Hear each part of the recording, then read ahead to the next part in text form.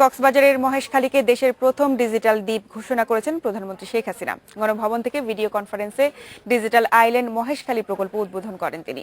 পাশাপাশি প্রথমবারের মতো পোর্ট এক্সপো উদ্বোধন করে চট্টগ্রাম বন্দরকে দক্ষ, নিরাপদ ও পরিবেশ বান্ধব হিসেবে গড়ে তোলার নির্দেশ দেন প্রধানমন্ত্রী। দেশের মূল ভূখণ্ড থেকে বিচ্ছিন্ন দ্বীপ কক্সবাজারের মহেশখালীর 4 লাখ মানুষ এলো ডিজিটাল নেটওয়ার্কের আওতায়। সুবিধাবঞ্চিত এই প্রান্তিক জনগোষ্ঠী দেশের সবচেয়ে দ্রুতগতির ইন্টারনেটের মাধ্যমে শিক্ষা ও চিকিৎসা সেবা সহ বিভিন্ন ক্ষেত্রে পাবে তথ্য প্রযুক্তির সুবিধা। গণভবন থেকে ভিডিও কনফারেন্সের মাধ্যমে মহেশখালীকে ডিজিটাল দ্বীপ ঘোষণা করেন প্রধানমন্ত্রী। শেখ হাসিনা জানান, আর্থসামাজিক উন্নয়ন নিশ্চিত করতে পর্যায়ক্রমে সব দ্বীপকেই ডিজিটাল করা হবে। আধুনিক প্রযুক্তির মাধ্যমে দেশকে ক্ষুধা ও দারিদ্র্যমুক্ত করা হবে বলেও জানান প্রধানমন্ত্রী।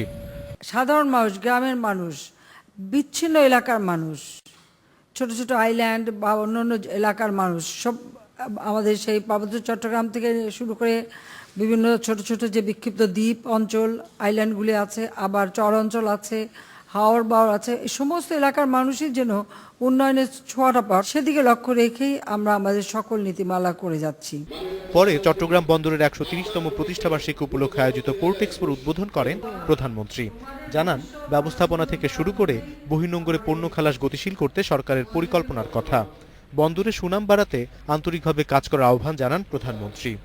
বন্দর আমরা করে দিয়েছি, এখানে যোগাযোগ করার জন্য টানেল হচ্ছে, কর্ণফুলী নদীর নিচ দিয়ে টানেল করে দিচ্ছি, নতুন রাস্তাঘাট ব্রিজ আমরা সব করে দিয়ে আরও যাতে উন্নত হয় সে ব্যবস্থা আমরা করে দিচ্ছি। আমরা এটাই চাই যে সুষ্ঠুভাবে যেন এই বন্দরটা পরিচালিত হয়, সেই জন্য সবাই আন্তরিকতার সাথে কাজ করবেন। কার্গো কন্টেনার ব্যবস্থাপনায় আধুনিকায়ন ও টার্মিনালের সংখ্যা বাড়ানো হবে বলেও জানান প্রধানমন্ত্রী। এ সময় বন্দরে কর্মরত অবস্থায় নিহত ও আহত শ্রমিকের জন্য আর্থিক সহায়তা দেন প্রধানমন্ত্রী শেখ হাসিনা। অনিমেষ কর, ইন্ডিপেন্ডেন্ট নিউজ, ঢাকা।